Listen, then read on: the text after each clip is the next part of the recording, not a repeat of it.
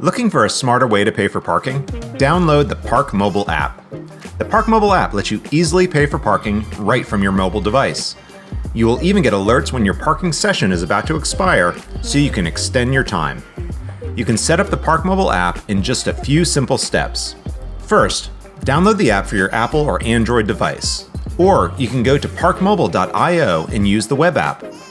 Enter your email address or phone number to create your account.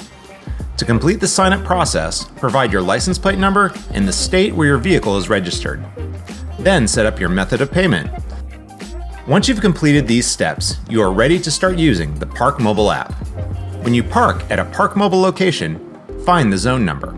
It will be located on the stickers and signs that you will see around the parking space.